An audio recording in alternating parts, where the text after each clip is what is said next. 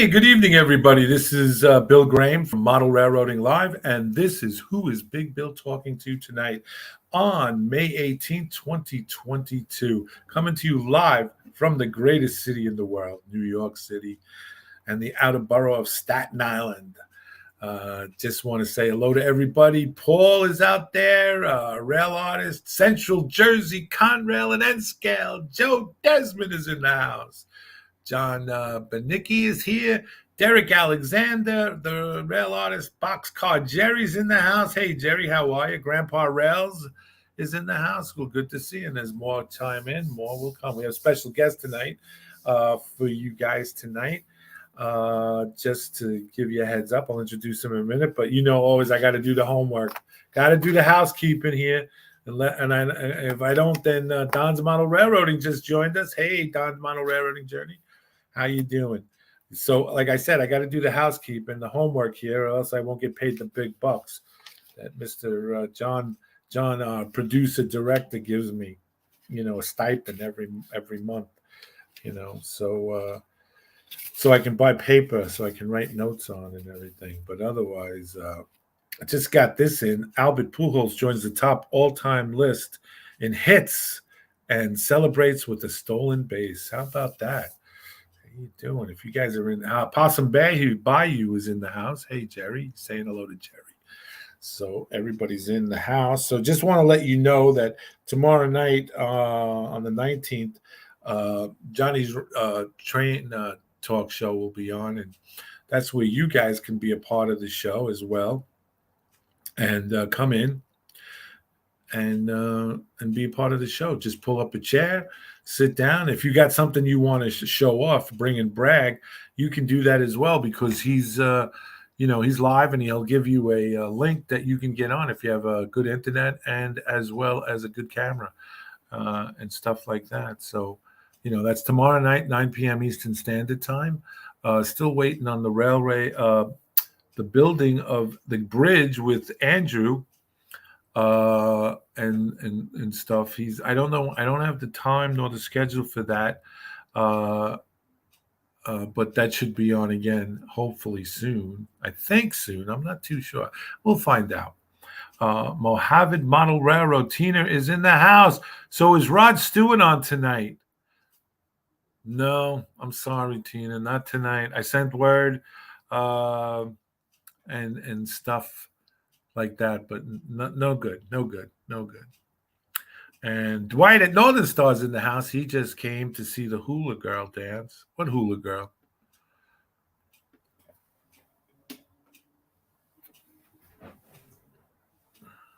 I got the Philly Fanatic. Hula Girl. I don't know what they're talking about. Bill Baronic. Hey, Bill. How are you, buddy? The track plan is in the house. Man, we got a full house. Then this show's got to be done extra special. John Trey, BFGR. Hello, everyone. He's in the house. Hey, welcome aboard, everybody. I want to thank you for being a part of Who's Big Bill Talking to. Hopefully, I'm going to get some shows together in the near future. Usually in the summertime, like June, July, and August, we kind of like slow down a little bit. But I we're not going to slow down. We're going to continue to do what we do. You know, I'm going to still get guests. And if you guys out there know anybody in the model railroading that you think would be good to have as a guest on Who's Big Bill Talking to, then by all means, please send me an email at southbrooklyn@gmail.com. That's SOUTHBKLYN@gmail.com with name, address, and name and email, and I'll get in touch with them. And you guys do the heavy lifting, I'll do the schmoozing with them and see if I can get them on. So Boxcar Jerry wants to know, Big Bill, what's up with your layout? Well, my layout right now is coming back out of hibernation. We were doing some major renovations in my house, and this whole area where we're sitting now and then around was used for storage. Like all the paintings and all the knickknacks and all my memorabilia, baseball memorabilia stuff was off the wall, and it was stored in the train room. The ladders were in here, laid down on the floor, of course. All the toolboxes that the gentleman was using. We had new floor installed. We had it painted. We had painted, and then we had a new floor installed, and then we had some new doors installed, and everything that the workmen needed. They used this room. They were thoroughly impressed with the layout. They would come in and they would look. One guy even took a video of it and put it on his Instagram, and he said he got 1,000 hits on it. So I'm glad to see that it still attracts some interest and stuff. So that's what's been going on, Jerry, on the South Brooklyn Railroad. So without, Dwight at Northern Star says, "What's baseball? What's baseball? You've been watching the Mets? You've been watching the Mets? We're in first place. Come on. What are we doing here? Dwight, are you a Detroit Tigers fan? I hope not. Anyway, so everybody's in the house. Rail Artist is here. Tom Gregory's here. David, BSNF, N-Scale is here. So let's get started. Without further ado, we got him in the green room, and there's John let me know that sushi hasn't been cleaned up, and it's still there, the gasoline station sushi. So I guess, ladies and gentlemen, please welcome Jimmy K. I actually was eating donuts back here, but that's not were they the white donuts? No, they're a little green on one side, but I was going to mention that to you. You shouldn't. Well, anyway, we are not responsible for anything that should happen to you at this moment. We'll send you the disclaimer notice, and you can sign that when you can. Well, I'll make my wife happy because my insurance is paid up, so she gets. There you go. She'll be a rich lady. That's right. Okay. Tom Gregory. No Rod again. No Rod Stewart. We couldn't get him. I sent word out to get him on the show, but guys in the middle of a concert, it's not stopping for Big Bill. But anyway, we have Jim. Wait, Jim. I've been practicing all day. Ladies and gentlemen, this is Jim Kalinowski. This is James Kalinowski. There you go. You guys don't know who James Kalinowski is. Well, let me refresh your memory. As you know, last time we had Bill Baronic on, and what was Bill and what is the track planner working on? Well, this is the gentleman on the N-Scale layout this is the layout he had helped design, and this is the gentleman who has built that layout and has so kindly I gave him an offer he couldn't refuse, and he said, absolutely. I'd be more than happy to come on the show and share everything and anything I have about my layout. And he brought some photos with them and stuff like that. So, Jim, thank you so much for taking time out of your schedule to be on the show with us tonight. It's a pleasure. Yeah. So, Jim, when did you first meet the track planner, Mr. Baronic? Well, I believe I started in 2018, 2019, somewhere around there. I decided, and let's regress a little bit. Let's do the reason why, and that's excuse me, friend Jim. Jim, yes, I just want to add something here. For my personal, when you use big words like regress, you lose me. So the biggest word I know is delicatessen. So if you could keep it simple for me. I got it. Well, let's go back a little bit. There we go. I love you already.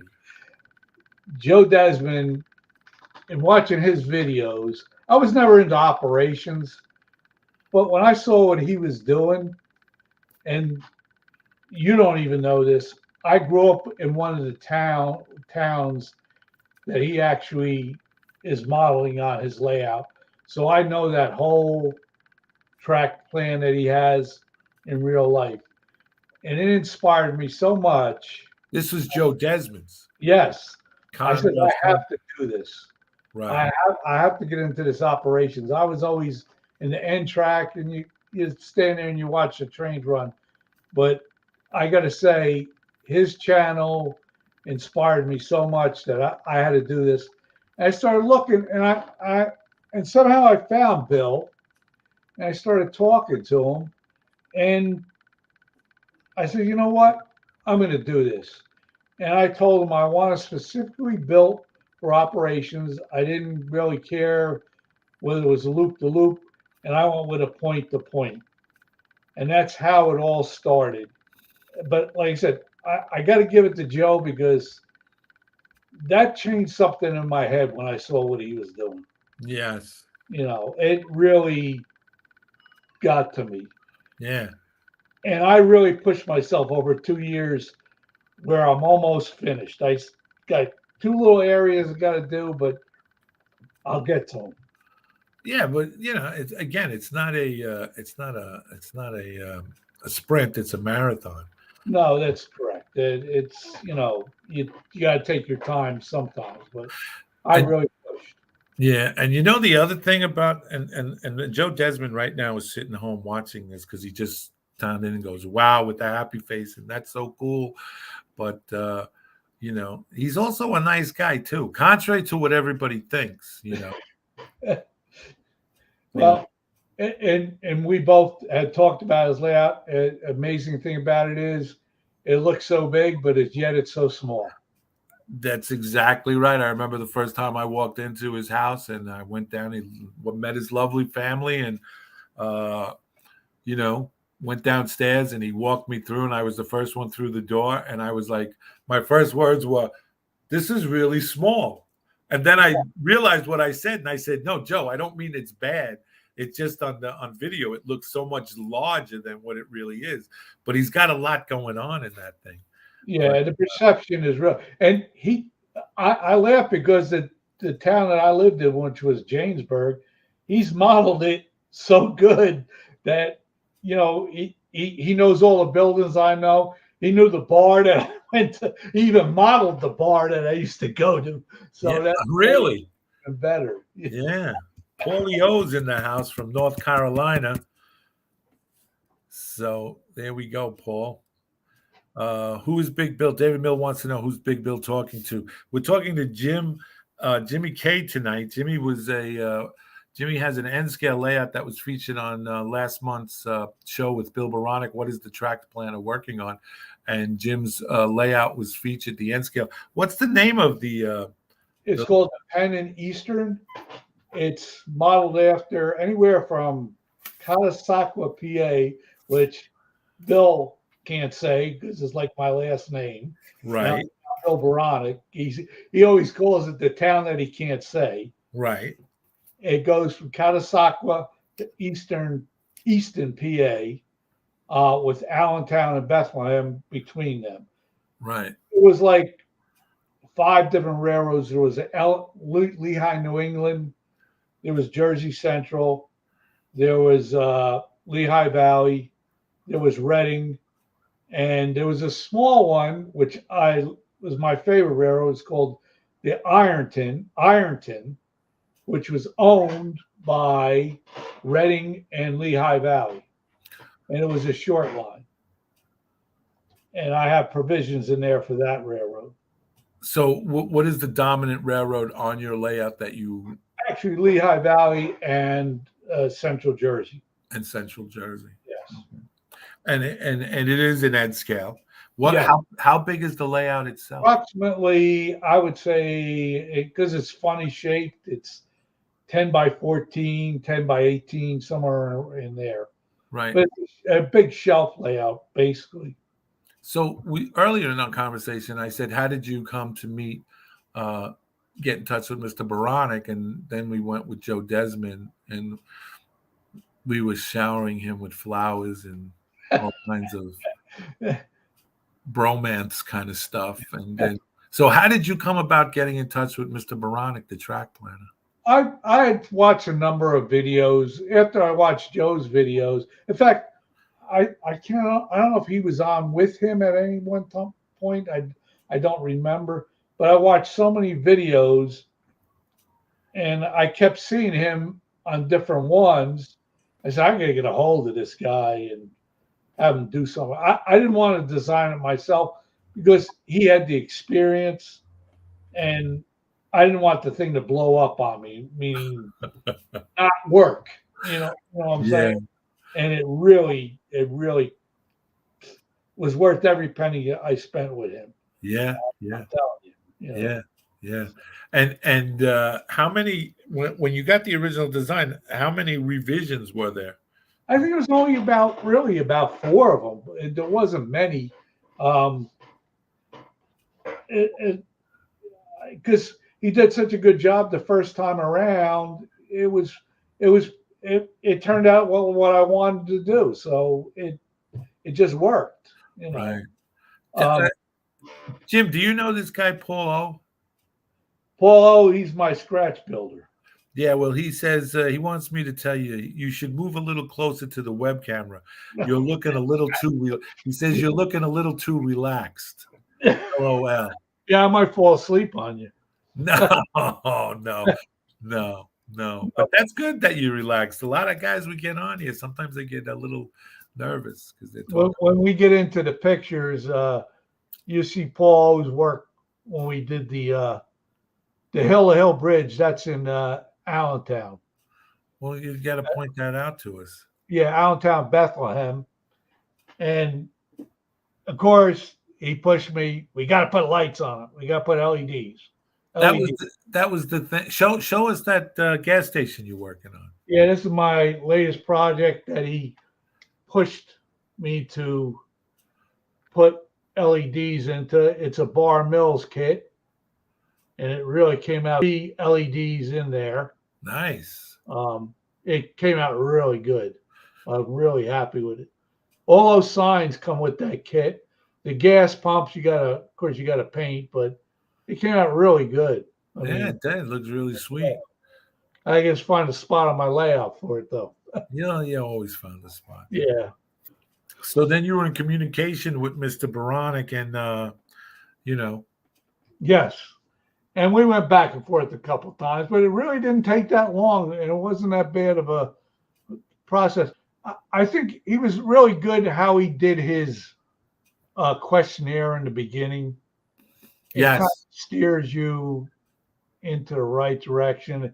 And I could see where he's up against things because everybody wants to put almost everything in your layout, and you just can't do that. Yeah, you want that 10-pound bag of you only got 5 pounds of. Yeah, it doesn't work. And I think because I was in NTRAC so long, it might have made it a little more easier for me to bend with him when he made suggestions. Yeah. Especially in NTRAC too, because under the impression you get so much trackage. Yes, but even there, you're still limited to some extent. I mean, God, some of my layout is only maybe 14 inches wide on it, and he put quite a bit of trackage in that 14-inch space. I know. We saw some of the slides in before, the primary prelim to the. Right. Yeah. And he showed us the finished product of the sketching and everything, and you could see where the track, and he puts a lot into it, a lot of effort, and you get and the operation end of it. He designed this, Yes, and there's a lot of interaction, a lot of switching, and a lot of stuff in there. So he works with you a long way. Yes, I mean, like I said, it's worth the expense because you get a good product when you're finished.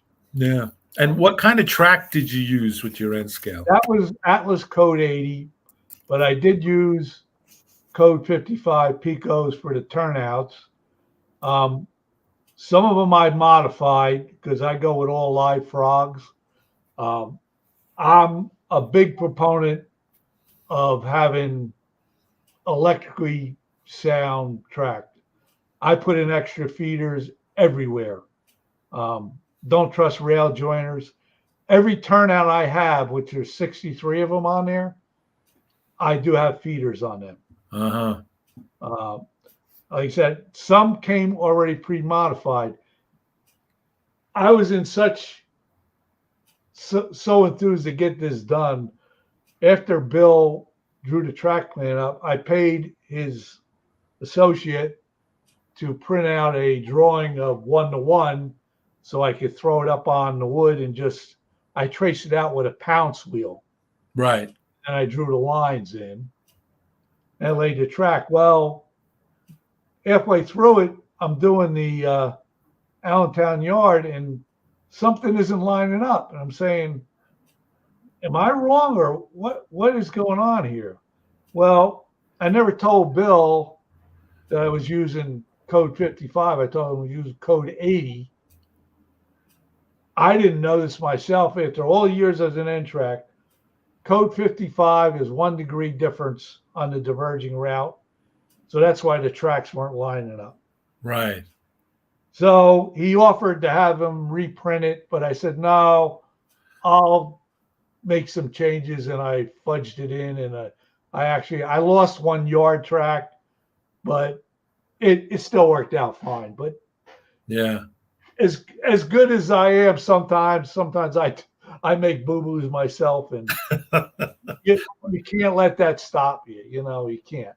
Well, the Dwight of Northern Star says, how did he made up code 55 turnouts with code 80 track?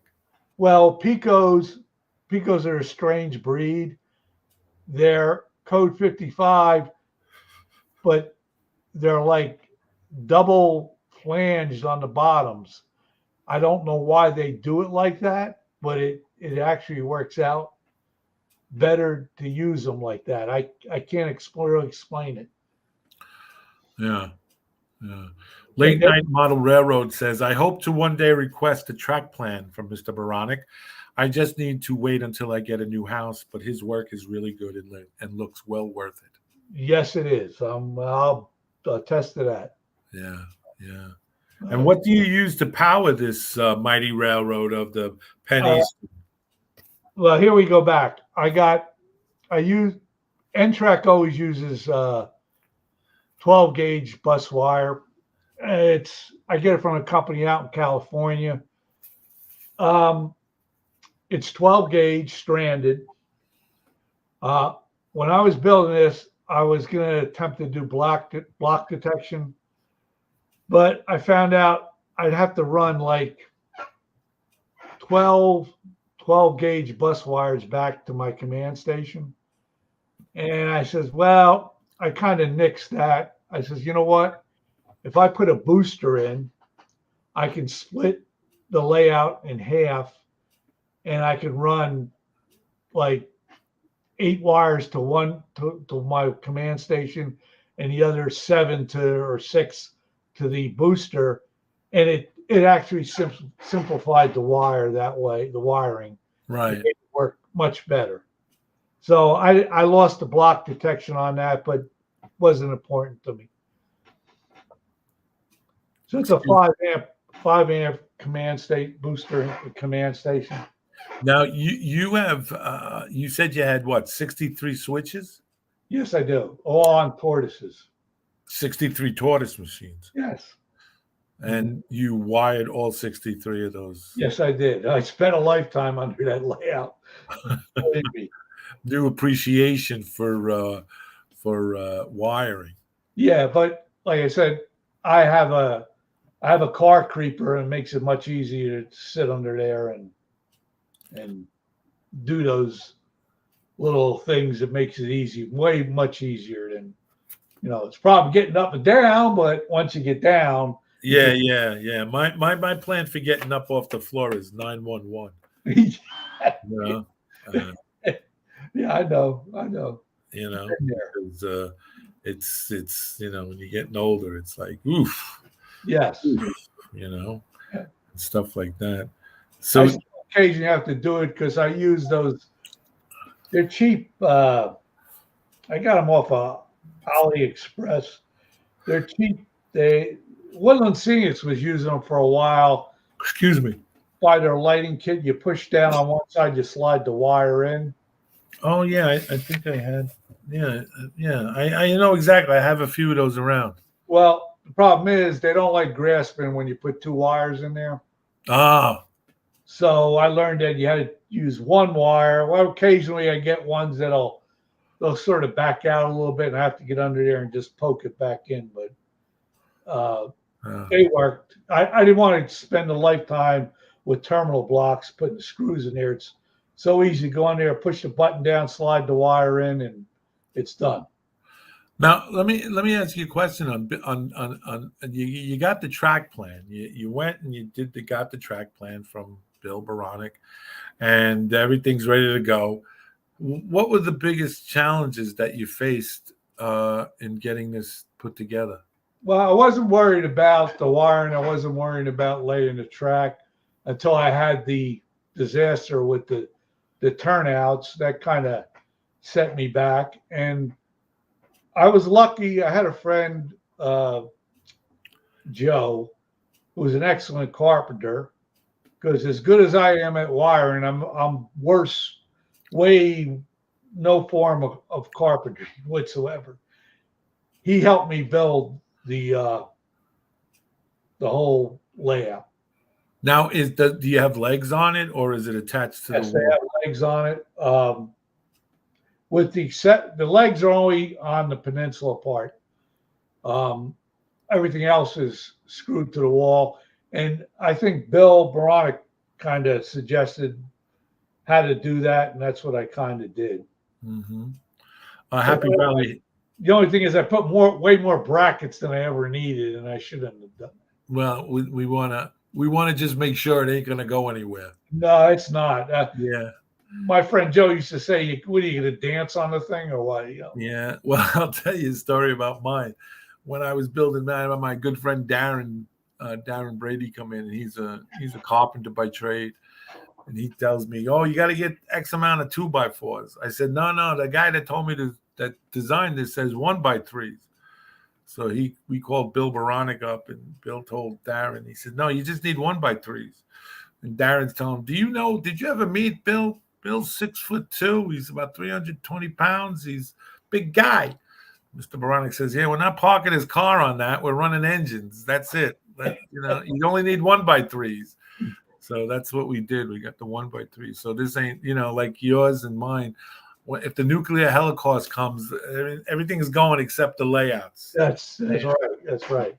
And like I said, it once I got that built, I didn't have a fear. Believe it or not, I was definitely afraid about gluing the scenes on the backdrop because you only got one shot to do that in. Yeah. And if you don't do it right, you're screwed. Yeah. Happy Valley Hobbies just came in. He says, "I missed the beginning. What size is the end scale layout that Jim K has?" Like I said, it's 10 by 14, 10 by 16, somewhere around there. You have photos, right? You want to get to the photos? Yes. Yeah. I'll see if we can bring some of these up. I don't know if John got that all set or. Well, I think that's more on your end, the sharing. Okay, let's see if I don't screw this up here. I don't worry about it. That's why they put erasers at the end of pencils again. Okay, let's see. All right. Allow. Okay, let's see. Can we see that? No. Not yet. Okay, now it's kind of, there we go. All right. Now, this is in West Allentown. That's a shot. I like doing Conrail patch out units. Okay. I actually like doing from like 1955 to 1976, and this is at my cement plant, and that's an RS3. It's a Atlas Cato unit, and I painted it and I decaled it. I even put the little number boards on there, which are phew, you want to strain your eyes. That is a pain. Well, the overall scene on this, I have to say, Jim, is really, when we can sit here and we can talk about your layout and we can, verbalize it and the whole description, but seeing the picture is really a whole lot more informative, I think. And I have to say, this is really, really good because I'm looking at the ballast on the track, on between the ties that are between the rails and the gondola that's weathered really, really, and the covered hoppers that are really weathered and everything. Well, that's one thing I was big into. That was one of the first things I used to mess around with. Now, I tell people, you want to make your locomotives look really good, all you have to do is really paint the trucks. and it makes all the difference in the world, the trucks and the fuel tank. Yeah, you're absolutely right. You're absolutely correct. And I can't tell you how much ballast I've done in my lifetime. When I was in the Amtrak Club, I ballast. I must be up to 10,000 feet of ballast in my lifetime. I do like the trees, though. Okay, trees. They're super trees. I'll tell you how we do the super trees. I bought the gigantic box, and I sit down, and I go through the box, and I take a soldering iron, and I straighten out all of the crooked ones. And the soldering iron works great. Throw them in a bucket, fill with hottest water I could get out of my tap. Right. A bottle of glycerin in there. Let it soak overnight. Take them out. Let them dry. And then Mr. Paulo and me went in the back of my garage, and we took a couple cans of spray paint, and we would paint them all, let them dry. And then the biggest secret we found, 3M adhesive, 77M. Do not use Gorilla. Do not use Elmer's. 3M, 77M. Yeah. You put it on there. You roll. You can sprinkle it, the flocking on, or you can roll it. Either way, and then hit it with non-scented hairspray. Right. And that stuff will stick on those trees. Once they dry, they don't fall off. Paul O says Pico has a double web with the lower web embedded into the ties. That's right. And Lynn McCurdy and the HDMMRC are here. Hi, all. A little late, was distracted. Well, welcome aboard, Lynn. We're talking with Jim Kay. He has owns the layout, the Penn Easton. It's an N-scale layout. It was featured last month with Mr. Baranek. What was the track planner working on? And this is one of the layouts that Mr. Baranek designed, and Jim here is now showing us some photos. David Mills says, I use a creeper as well. My question is, I have a 16 by 20 layout. I started 2 years ago, but I feel I'm not moving along fast enough. What can I do to overcome this? Well, my personal opinion, Dave, is this is not a sprint, it's a marathon.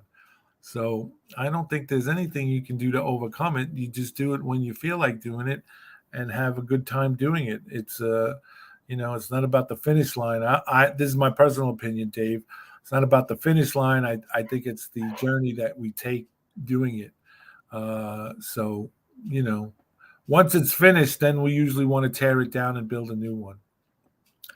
So would you agree with that, Jim? Yes, I would say it takes as long as it takes. Yeah. Like I said, I'm retired, so I have the time to spend in there 8 hours a day or whatever. People that are working, I can understand, you're tired, you might want to do an hour or so. So it's probably going to take you a little longer. 2 years, I really pushed myself, and like I said, it paid off. Yeah. Central Jersey Conrail and N-Scale, that would be our good friend Joseph Desmond says, I second that 3M77 is the way to go. Tom's Trains and Things. Hey, Tom, how are you, buddy? Long time no see. He says, don't breathe in the number 77M. That's correct. What do you think? What do you think? This is a pea soup operation, Tom? We know what we're doing. Revlon hairspray, cheap and it holds. Ask my wife, a former hairdresser, Lynn McCurdy says. That's right. There you go. Now, what picture are we looking at? I love that. This is my mind, but the reason I'm showing you this picture, if you look at the ground cover, yeah, that is what they call sanded grout. Right. And it comes in so many different colors. And the way I put that down, and people are going to laugh, but it worked. I would stipple it down with a brush. Right. Once it was down, I took an eyedropper with isopropyl alcohol. Right. And the reason I use an eyedropper, you don't want to wash it away. And you would just put drops of the alcohol, and it'll actually spread readily because its viscosity is very low. Right. Big words. But it's very low. It spreads out really, really a lot. And then I go back and once it kind of dries a little bit, I'll use the matte medium to hold it down. Now, the good part about it is it stains whatever you put it on a little bit. So it's not really translucent. And if you have to take it up, it's really easy to scrape up. Right. And it looks really like good ground cover. Yeah, it does. It does. I have some other pictures. Let's see if we go to the next one. Sure. There's more pictures in the same location. Just to ask, what type of engine is that? That is a Bachmann 70 tonner. Yeah. And I'm not a big Bachmann fan, but my buddy there, Paul O. Yeah. He brought his over. He showed me how it ran. I had to buy one. I have one. I have actually two of them. And everything's good on them except for the coupler. Yes, you got to change them out. You get that crappy McHenry coupler, which I can't stand. Yeah, you're right. You're right. But I love the Cole building. Yeah, I'm going to replace that one. Believe it or not, I got a different one. I just got to build it, and I'm kind of holding off on that. Paul wants to know: do you have any photos of just the bench work? We can get to them, but just want to know if they're not on this series. It's it was in that previous one that I gave you, and to get to that would be kind of hard right now. Oh, okay. Let's go to this one. Here's another. Here's my coal dealer, fuel oil dealer. Golden Flame. Yeah, old Walters kit. Yeah. I'm not a big fan of Walters kits because I think their tooling is old. Yeah. They don't really update them, and a lot of parts when you take them out of the box, they could be broken or they're not. They got a lot of flash on them and stuff. Yeah. So I'm not a big plastic model guy. I hear you. The building that says Cole on it is rail scale models. A coal bin building it is. Right. Nice wood. That's a nice photo. Nice the way you the perspective of it over the rooftop of the back of a building. Yeah, I tried, but it came out pretty good. Oh, David Mills writes, he says, hey, thanks for the information. We'll keep this in mind in regards to family and other obligations. Yeah, just have fun, Dave. If you're still working and you're not retired, it's a great place to, for an hour or two after work just to decompress, even if you don't work on anything, and stuff. It's just always good to decompress. Bill Baronic says a lot of the Walters N scale buildings are oversized. Yes, they are. Yeah. Yeah. Now there's my Lehigh Valley F units. But if you look right behind it, you see those rock ledge there? Yeah, I was going to ask you, is that like ceiling tile that you? Oh, it's very easy to do. What I did is I put plaster cloth down. Right. Then I took regular either hydrocal or regular plaster. I just plopped it on there, and you got to wait until a certain point when it starts to set up. Right. And all they do is take an X-Acto knife and run it, and those little chips all fall out. Oh, okay. It's really a simple process. I saw somebody do it on the internet. I said, I got to try it. And it worked out well. They actually fall out. You just stain it with the Woodland Scenics, or you want to paint it, you can paint it. It really comes out good. Now, in the background there, that's the cement plant? Yeah, that's my Medusa cement, but I changed it. It's Whitehall cement, actually. Okay. And that one little thing that's in front of it, that's a Shapeways product with Joe Desmond is heavily into now. Yeah. No, that's a good add-on. I had that for a while. I had that, except I didn't use the Medusa cement factory. It was the Perez cement factory.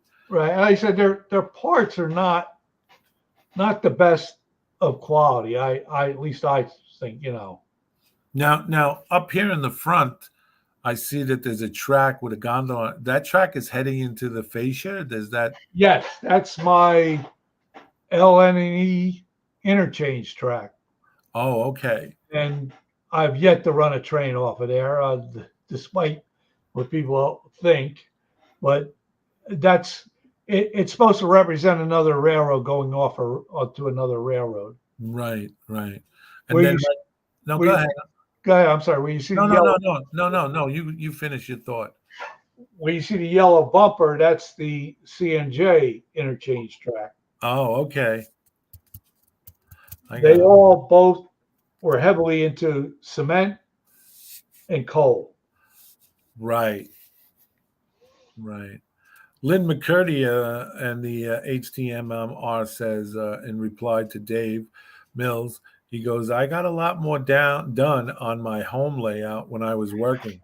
Now that I'm retired, it's always tomorrow. You're right, Lynn. You're right. Absolutely. I've been there, done that.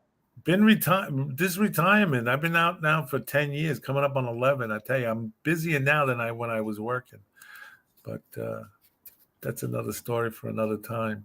Hey, Balu's in the house. Hey, Balu, welcome to the show. One thing I did is they got really tired of is I airbrushed every bit of that track. Yeah, that was my next thing. I saw how it was done. It looks really weathered and grimy and everything. I started off using a water, but when you're using acrylic paints, the best one to use is a Badger because it has such a big needle. It doesn't jam up, and you can go a lot longer before you have to do anything. Right. What are the length? What's the maximum size length train you can run on that? Well, these staging yards, the one that you're looking at right here, they're approximately 10 feet long. Okay. So I could put a 10-foot train. Let's say a 9-foot train easily could fit in there, and that's the way Bill designed it. Now I know when we were talking about when he designed it, most people who do operations do not scenic their staging yards. Correct. Or to some extent, yes. Yeah, I scenic mine because mine are exposed. They sit out like they're not hidden. Right. So I wanted to make it look halfway decent. So right. I did that all with an eyedropper and alcohol and That's more of the sand and grout there. That it looks absolutely fantastic. It really does. And the miscellaneous items on the side of the track. Yeah, I just added them in not too long ago. Sure. Robert Holman's in the house. Hey, welcome, Robert. Paul O asks, are my photo shares working for everyone?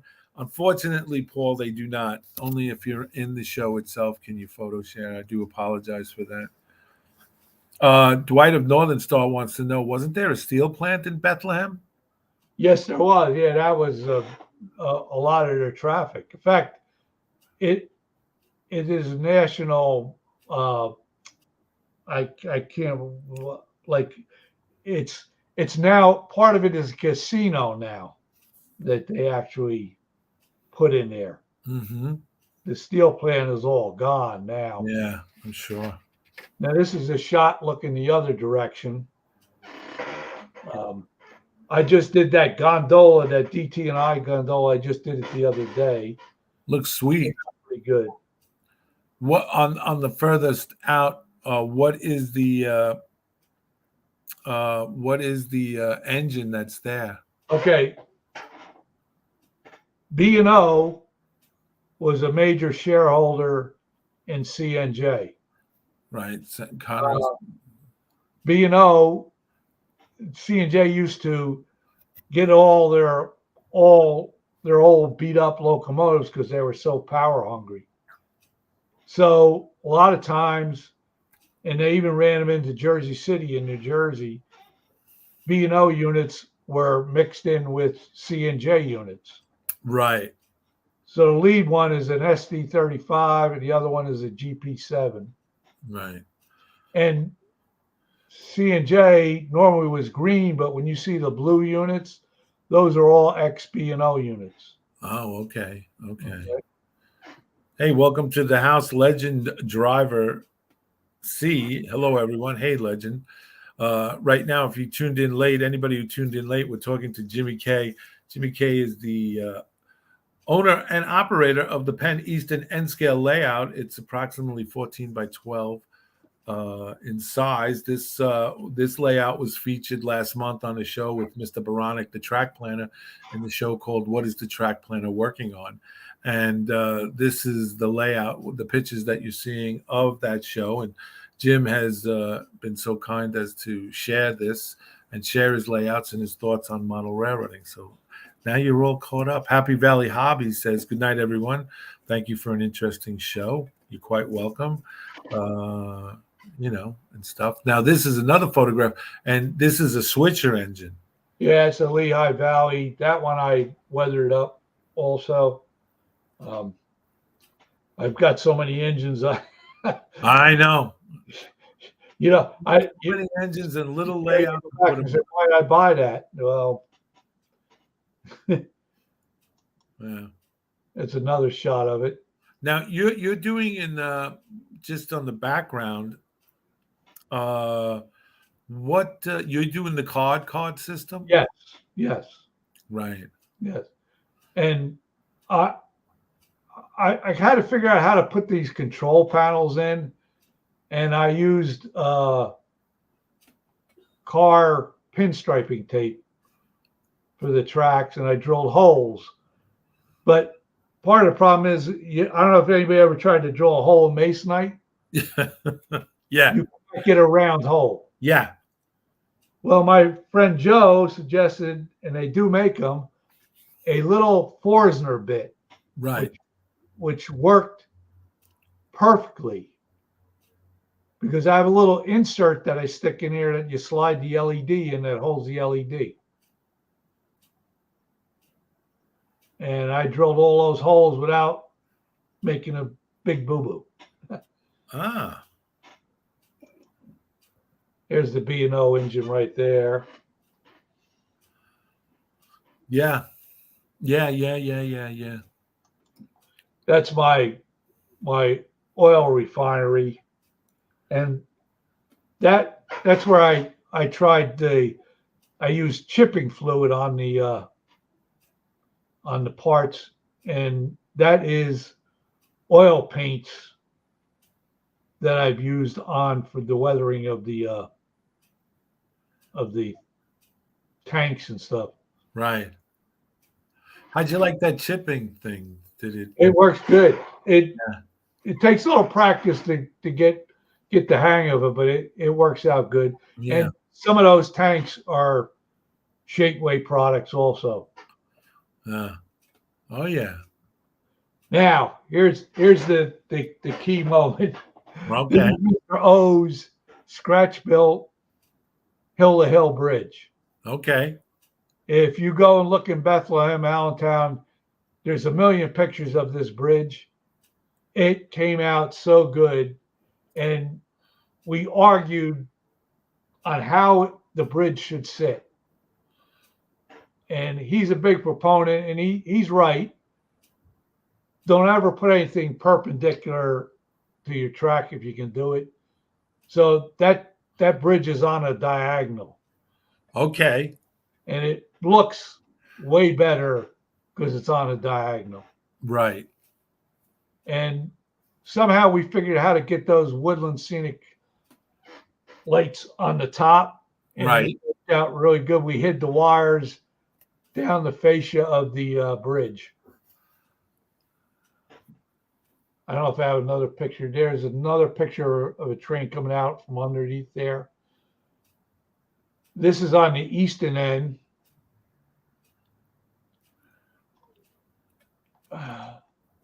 Here's a little bit of a better one. I did the weathering on the bridge, which really came out good.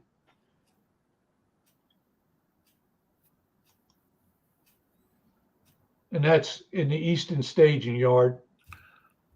Where'd you get those background buildings? I found them on the internet, believe it or not. And in fact, I didn't find those, the ones you're looking right now, till the very end. And they're really pretty nice. I don't remember the company who makes it. Oh, okay. But it's more of my weathering of those cars there. Oh, I see the small switching engine in the front. Yeah, that's a B&O SW1200. Yeah. They're very hard to put a decoder in. And in fact, I figured out a way to put a rear headlight into them, and it has worked out well. Yeah, Mr. Baranek says the bridge is a great way to divide scenes, making the layout feel larger. Yes, it did, and it actually separated my staging from the regular layout. Yeah, that breaks the visual when you're looking at it. You know. There's the other Walters kit there. And that's looking. I like the idea of the bridge and the structure, the ironwork done and disappearing into the background. Well, believe it or not, that's how it really is. There is a coal company that was right next to the bridge. Oh, okay. If you go and look at pictures of it, we didn't build it yet, but there's quite a fancy sign that goes on the top of that shed that's on those coal bins. Mm. And we Paul scratch built that ironwork for that part of the bridge because it does go from concrete to iron like that. Right. That looks sweet. Now, this is for a future show, if you want. Sure. This is my speed matching track. It runs off a script that used to be supplied in JMRI. It isn't anymore. It's getting a little old, but it still does work. And I'll give you a quick synopsis. You put the engine on, you warm it up for like 10 loops. Then the program starts. It will go through the whole program. And at the very end, it will write the speed table to the decoder in the locomotive. You can then finally adjust, fine tune it. And I can match Kato Atlas locomotives with the newer Atlas ones, the newer Kato ones. The unit is completely portable. If you see that one picture, my friend Joe built that. It folds open. I can carry it anywhere. All I need is a laptop and my little setup that you see in the bottom left-hand picture, and it's good to go. Wow. That's pretty cool. That's very cool. So if we want to talk more about that, we can do that in a future show. Sure, sure. The script is written for HONN. The only caveat is I don't think it works with NCE Oh,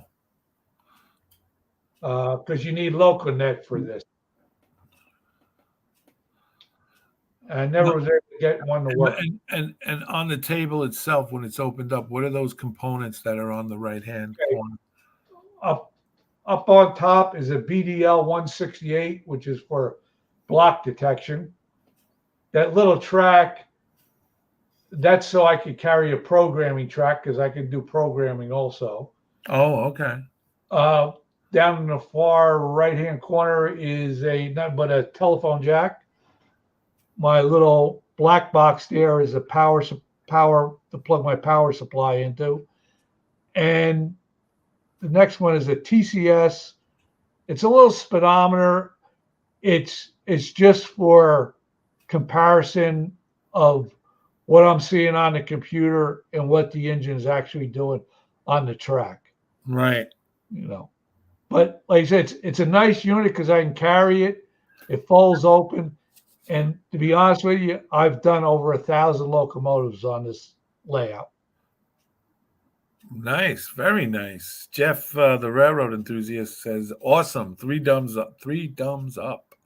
If you want to read more about this, you can go to the North Raleigh Model Railroad Club. My friend John Wallace, he's the president of NTRAC, has a great article on how to use this and how it works. Okay, and you built this? Yes, I did. Not the woodwork, but all the electronics and the track work. Right. Very nice. Very nice. So that being said, I'm going to say anybody that's going to Nashville, Tennessee next month at the N-Scale Enthusiast Convention, I will be there. I will probably be with the Eastern End Lines or North Raleigh Model Railroad Club. If he wants, ask me questions, see me, say hello. I will be there. Oh, okay. Now that's what again? That should be June 15th to the 19th. That's Nashville, Tennessee. And it's the N-Scale. What is it again? I'm sorry. Enthusiast. N-Scale Enthusiast. It's strictly N-Scale. No HO, no O gauge, just all N-Scale. If you're an N-Scale and you want to go to heaven, that's the place to go. I'm trying to see something here, Paul. Paul would like to share, and he says there's a link in the private chats.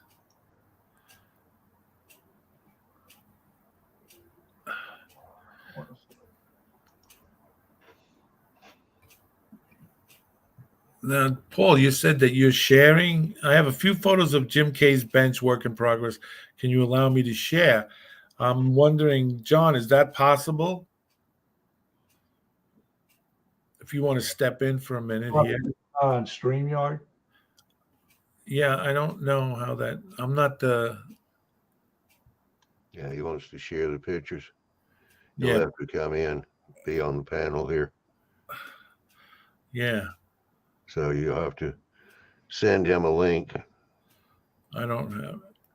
Yeah, I think it's going to be too complicated to do it. Well, just have him on the show. That's it. We'll have Paul O on the show. There we go. Another show. He's a good modeler. Like I said, he's Mr. LED. You want LEDs? There you go. We need a LED show. We need an LED guy on this All right, show. now I'm going to go back and make my money. Okay. He's a good scratch builder too. Yeah. So definitely would love to have you on, Paul. If you would like, you can reach me at I'll give him your number. Yeah. That's Definitely. he. It's good because he has certain talents that I don't have, and I have talents that he don't have. So between the both of us, we accomplished quite a bit. Yeah, he mentioned you earlier, and I think I forgot to see if I can get it. Uh, he says, We argue a lot too. "Well, that's what buddies do, Yeah, right. you know. That's what they do." But he said that you're quite an accomplished model yourself, you know. I And try, but you know, you have your disasters, but you know what I say? You gotta crawl before you walk. So yeah, Paul, here's a question that Paul asked. Ask Jim what soldering station he recommends when working at the bench. yeah, I bought that from I can't remember. It's a variable temperature soldering station. Uh-huh. Um, I can't remember the name of the company. They're out in Arizona or something like that. Yeah. He caught me off guard by asking me that. I would have wrote it down. Paul O also, this is the previous, he's all kidding aside, Jim K is a very humble end scaler. He lets his modeling and craftsman speaks, and it speaks volumes. Well, I hope so. If anybody has any questions, I'll be glad to answer them. Yeah, no, we just let's see here. Essential. Oh my, what a great show! The great one shows himself. Model Railroading Live. Hey Joe. Hi Joe. I don't know what those are from, but what do you as you're coming around the clubhouse turn, as they say, on the end of it, completing it? Well, how much more do you have in scenery wise? I only have two.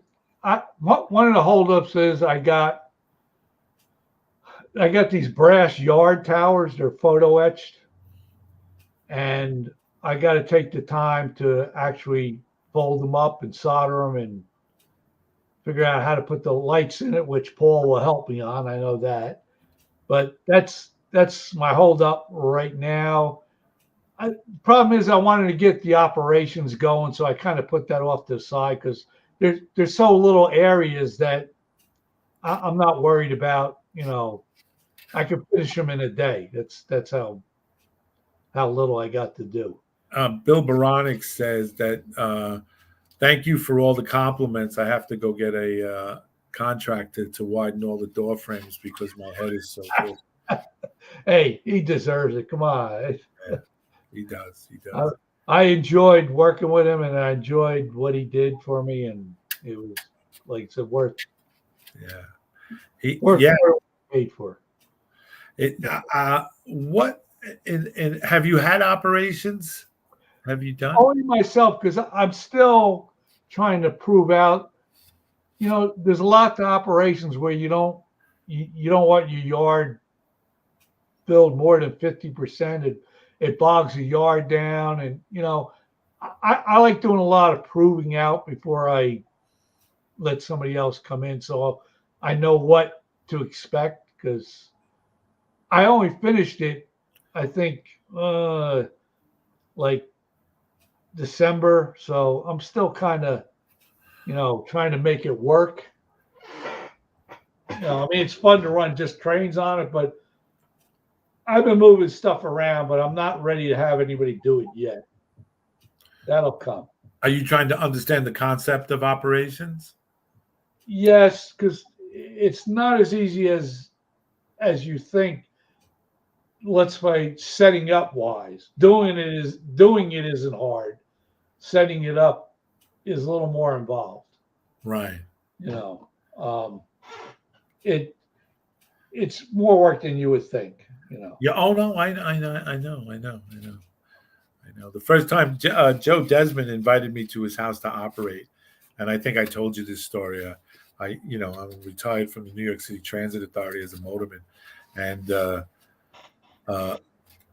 he invited me, and my wife, said to my, how you doing, with that, you're gonna have fun. I said, yeah. I said, I'm a little anxious. She said, what for? I said, well, I never operated on anybody else's layout before, and this is my first time, and I don't want to mess up and everything. To which my wife reminded me, she says, you did operate a New York City subway train for 30 years and carried over 2,500 people in a rush hour. And the equipment was worth what? 2 point something million. I said, well, since you put it that way, yeah, I think I can handle it, you know. Well, it is, if you've never done it before, it is a little bit intimidating. But Jim, I have to step in here. It's only intimidating when you have to work in 0-degree weather or it's raining and you're the one that has to get off the train to do the uncoupling. But when you're sitting in the basement and a nice, comfortable surroundings, and you can have a cup of coffee or an adult beverage, you got all the time in the world. And trust me, here's a little secret: ain't nobody gonna die.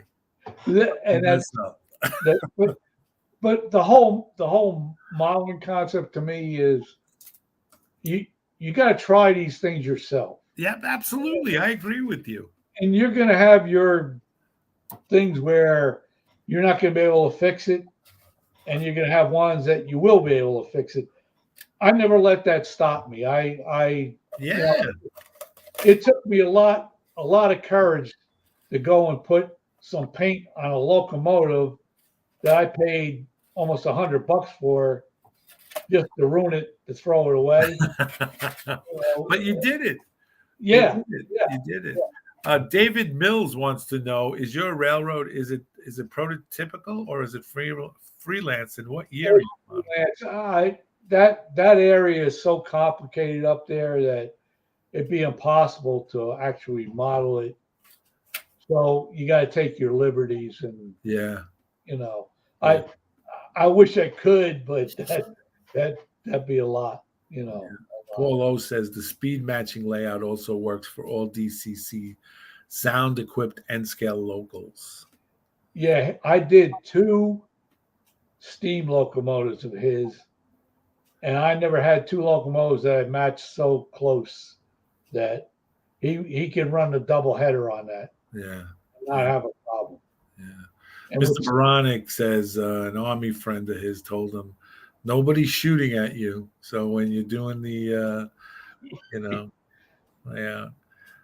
again, it all comes down to what the thing with my layout is when I invite friends over who, a model railroad is, but they don't take it as serious or whatever, your level of seriousness, whatever it is on my layout. We're doing it. It's prototypical. So, like, for example, one time I had a buddy over here, and he worked for the transit just as I did, and and stuff. And he derailed. He derailed over in the Brooklyn Lollipop Company yard, and he said, "Oh, I derailed." So I said, "Whoa, whoa, whoa! What are you doing?" He goes, "Well, I'm just going to put it back on the track." "Oh, no. Said, you got to come into the main yard here and switch out the maintenance away equipment." And he goes, "What are you talking about?" I said, "You got to get the crane, you got to get the flat car, and you got to push it out, and you got to get as close to that derailment as you can. Once you get close enough to that derailment," I said, then you can pick the car up." I thought you were going to tell him he had to pee in the cup. Oh no, he did after that. He did after that. Absolutely. He had to pee in the cup. Then we had to get it tested. But he was like so incredulous. He was like, "Are you kidding me? This is just toys." I said, "To you, toys. To me, it's the real deal." I'm fortunate. When I mixed up with these guys here, there's some pretty serious modelers in the club. So yeah. You should take it seriously. I'm along lines with you. I'm not. I really do take mine seriously too. Again, I temper it with a sense of humor and stuff like that. But if we're gonna play trains, let's play. Right. Paul O says he's on YouTube. He has a YouTube channel. What's the name of your YouTube channel, Paul? And Jim, do you have a YouTube channel? No, I don't. Oh, okay. I don't have the time really to mess with that. So, okay. Well, Jim, thank you so much for being on the show. I really greatly, and I know that the guys out there and the women that were listening really greatly appreciate you being on there and sharing your layout with us and the photos and stuff. It was really great having you. Well, like I said, anybody's going to Nashville, stop by and say hello. Yeah, absolutely. And anybody, just we'll see if we can get Paul O on as the next guest and see how he's, with his LED lights. But again, Well, Jim, go ahead. I'm sorry. Paul enters all these contests for his dioramas. Uh-huh. And I don't think there's one contest that he entered. He always finishes first. That's what kind of modeler he is. There he is. I like this. Paul, give him my number so he can get in touch with me. Yeah. Is he an original North Carolinian or is he a Jersey guy? No, he's from Connecticut. All right, that's up here. Yeah. That's up He was right across the bay from you. Well, Right. I'm sorry, you're in Staten Island. No, you're talking about Long Island. Yes. Yeah, he's across the bay, is right, from Long Island. I'm in Yeah. Staten Island, Yeah. over the Verrazano Bridge. But he's a good modeler. He's really good. He's I'm glad I know him. We talk every day. Good. Central Jersey Conrail and N Scale. Joe Desmond says, awesome show, everybody. Thank you very much. Paul O says it's called bouncing ideas off one another. LOL. And he says that he's a circuit specialist. Yeah. Specialties. That was the soldering iron. I'm sorry. That was it. That's the. Okay. But anyway, thanks again, Jim, for being on the show. It's greatly appreciated, taking time out from your schedule and of retirement and sharing your layout with us. And I want to thank all you guys out there for chiming in, and Mr. Baronic and Joe Desmond, thank you, and Paul O and John Benechik, and all the rest of you guys, David Mills, Jeff the railroad enthusiast.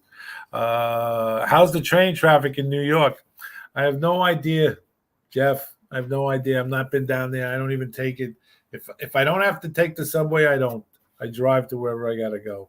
So, but with that said, I want to thank all you guys for being out there, and just know that tomorrow night on the 19th, Thursday, you will be watching Johnny's Train Talk show. John's on at 9 p.m. Come on down to John's train store there and pull up a chair, pull a soda pop out of the cooler, and sit down and talk with John and some of the guys that show up. And just so that you guys know, you can also be part of the show. He has a link on the YouTube channel underneath the description where you can join in as long as you got a camera and internet webcam. You can do it. And so that's Dwight. That's for you, Dwight. And you can be a part of the show, bring and brag and whatever else you wanted to do.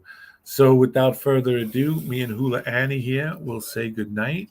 You guys be well, be safe, and be blessed. And we'll see you guys on the radio.